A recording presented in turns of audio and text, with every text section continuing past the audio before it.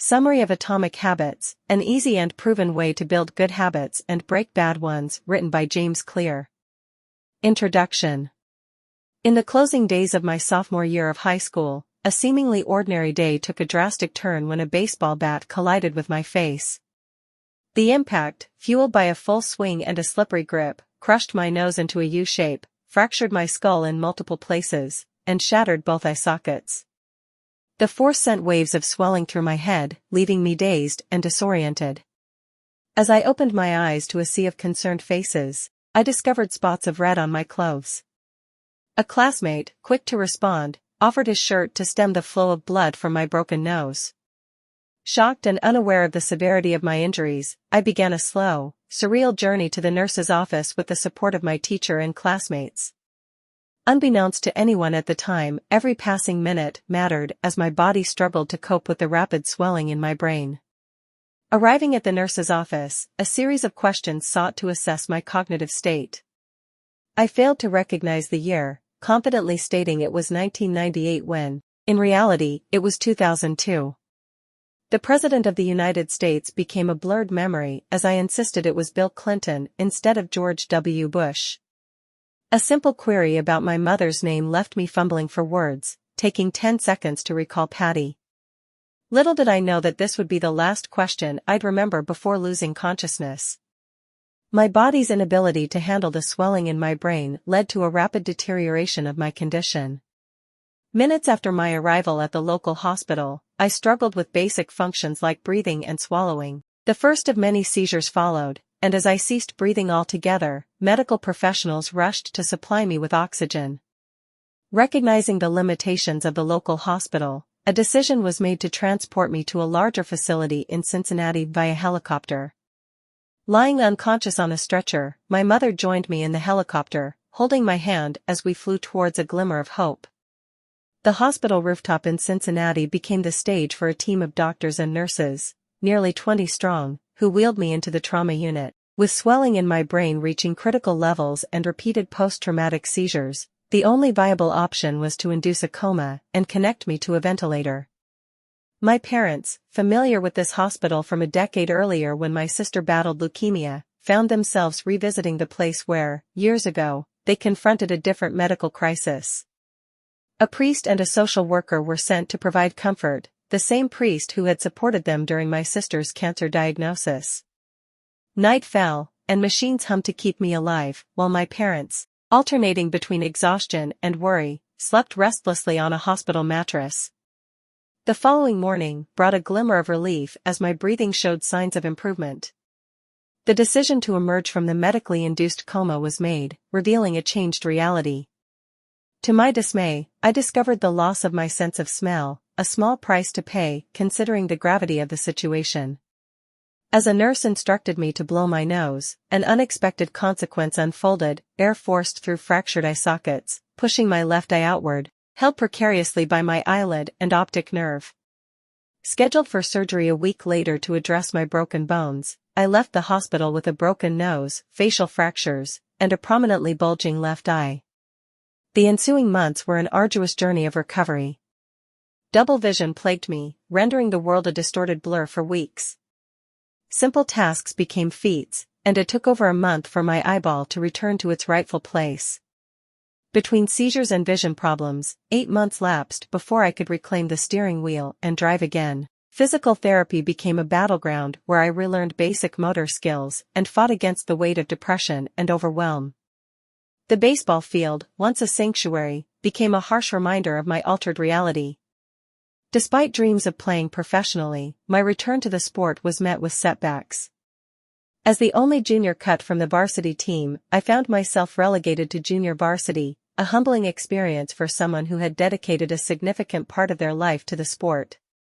A year later, a senior now, I earned a spot back on the varsity team, but opportunities on the field remained scarce. In total, I played a mere 11 innings of high school varsity baseball, a far cry from the aspirations I once held. The trajectory of my high school career had veered off course, marked by self-doubt and setbacks. However, the turning point emerged 2 years after the life-altering incident when I began college at Denison University. The decision to attend Denison became a pivotal moment, offering a fresh start and a chance for redemption. Despite being at the bottom of the roster as a freshman on the baseball team, I embraced the opportunity to rebuild my life. Recognizing that starting on the baseball team wasn't imminent, I shifted my focus to aspects within my control. While peers indulged in late-night escapades, I prioritized building good sleep habits and maintaining a tidy dorm room. These seemingly minor improvements granted me a sense of control over my life, instilling a newfound confidence. This period at Denison marked the genesis of my understanding of the surprising power of small habits.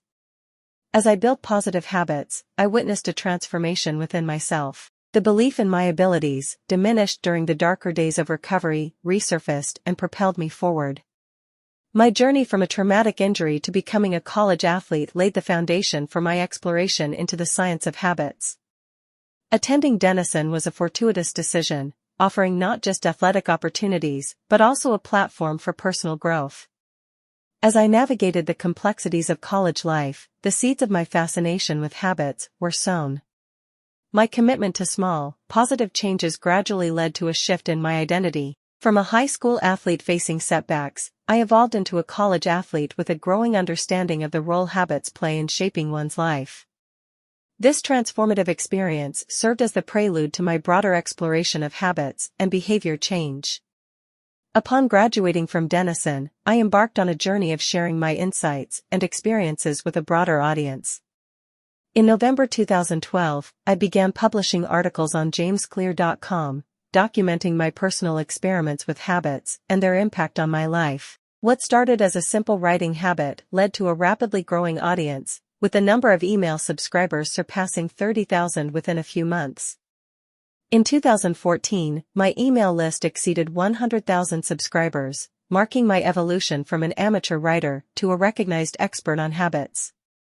The journey was not without its challenges, as imposter syndrome initially plagued me. However, my genuine exploration of habits resonated with readers, propelling my work into the mainstream. By 2015, my writing reached over 8 million people, and a book deal with Penguin Random House materialized. The subsequent years saw my work featured in major publications like Time, Entrepreneur, and Forbes. Coaches and professional sports leagues turned to my insights on habits, recognizing the applicability of my ideas in their fields. As my audience grew, so did my impact. In 2017, I launched the Habits Academy, a training platform for individuals and organizations seeking to instill positive habits. Fortune 500 companies and burgeoning startups enrolled their leaders in the academy, acknowledging the transformative power of habits in personal and professional development. In 2018, as I put the finishing, Chapter 1. The narrative of British cycling's transformation in 2003, orchestrated by performance director Dave Brailsford, serves as a powerful illustration of the impact of incremental improvements. In a sport marked by nearly a century of mediocrity, Brailsford's philosophy of the aggregation of marginal gains revolutionized the approach to professional cycling in Great Britain. The narrative unfolds with Brailsford's hiring and the dismal state of British cycling, characterized by a lack of Olympic gold medals and an absence of victories in the prestigious Tour de France. Brailsford's innovative strategy focused on seeking minute improvements in every facet of cycling. He advocated breaking down every element of the sport and striving for a 1% enhancement in each area, believing that the accumulation of these marginal gains would lead to a significant overall improvement. This approach went beyond the conventional adjustments seen in professional cycling, delving into the intricacies of bike design, rider comfort, and even hygiene practices. The transformation journey began with seemingly minor modifications. Bike seats were redesigned for greater comfort, and tires were treated with alcohol to enhance grip. Riders donned electrically heated overshorts to maintain optimal muscle temperature, and biofeedback sensors were employed to monitor individual responses to workouts. The team's meticulous testing extended to fabrics and wind tunnels, leading to the switch from outdoor to indoor racing suits for improved aerodynamics. However, the innovation didn't stop at the obvious aspects of the sport. Brailsford and his team continued to unearth 1% improvements in unexpected areas. They experimented with different massage gels for faster muscle recovery and enlisted a surgeon to teach proper handwashing techniques to prevent illnesses. The type of pillow and mattress for the best sleep, and even the color of the teen truck, were scrutinized to eliminate overlooked performance-degrading factors. As these small improvements accumulated, the results surpassed expectations. In just 5 years under Brailsford's guidance, British cycling dominated the road and track cycling events at the 2008 Olympic Games in Beijing, winning an astounding 60% of the gold medals available. The success continued on home soil in 2012, with the team setting 9 Olympic records and 7 world records. Bradley Wiggins became the first British cyclist to win the Tour de France in 2012, followed by teammate Chris Froome in 2013, 2015, 2016, and 2017, marking an unparalleled era of success in cycling history. The remarkable outcomes of British cycling's transformation prompt the exploration of the underlying philosophy, the aggregation of marginal gains. Brailsford's emphasis on breaking down the sport into its components and relentlessly pursuing incremental improvements challenges the notion that massive success requires massive action. The narrative poses intriguing questions about the nature of progress, prompting readers to consider how small changes, seemingly modest at first glance, can lead to transformative results. The text transitions into an exploration of why small habits make a big difference. It challenges the common tendency to overestimate the significance of defining moments while underestimating the value of daily improvements.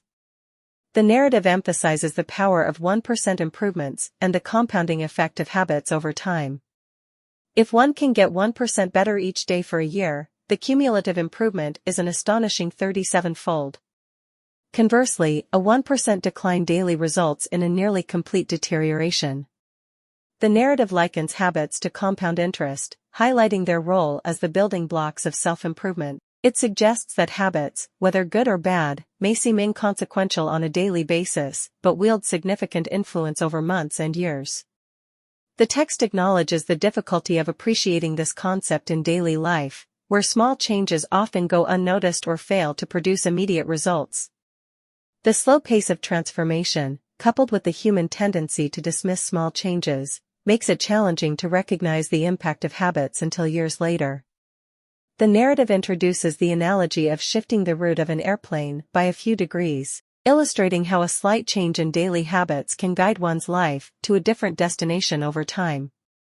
The analogy emphasizes the importance of the trajectory set by daily choices, reflecting the philosophy that habits are the compound interest of self-improvement.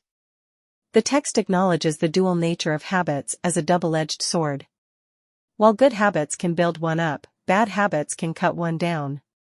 Understanding the details of how habits work and designing them intentionally becomes crucial to avoid the negative consequences of bad habits. The focus then shifts to the idea that habits can compound for or against an individual. Positive compounding is illustrated through examples like productivity, knowledge acquisition, and relationship building. The narrative suggests that automating tasks, mastering new skills, and fostering positive interactions contribute to compounding success over time. Conversely, negative compounding is explored through examples like stress, negative thoughts, and outrage. The narrative emphasizes how chronic stressors, persistent negative thoughts, and daily aggravations can accumulate into serious health issues or societal unrest.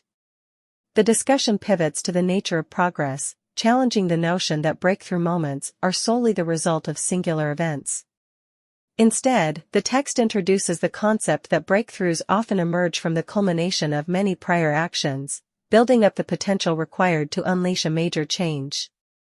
The analogy of an ice cube melting after a gradual increase in temperature underscores the idea that habits, like geological pressure, may take years before visible change occurs. The narrative explores the challenge of building habits that last, acknowledging the tendency to abandon new habits when immediate results are not apparent. The concept of the plateau of latent potential is introduced, describing the phase where small changes may not yield visible results, but are crucial for eventual breakthroughs.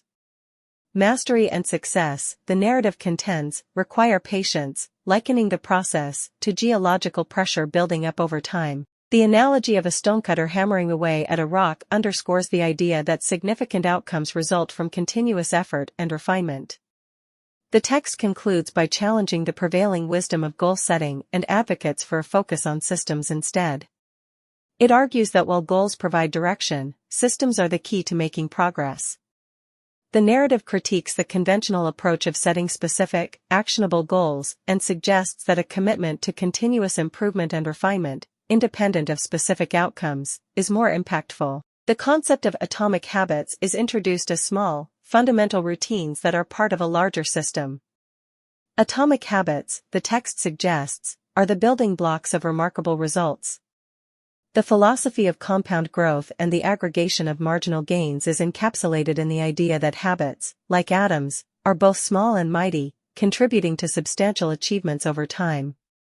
The narrative encourages readers to focus on designing systems and cultivating atomic habits for lasting and transformative success.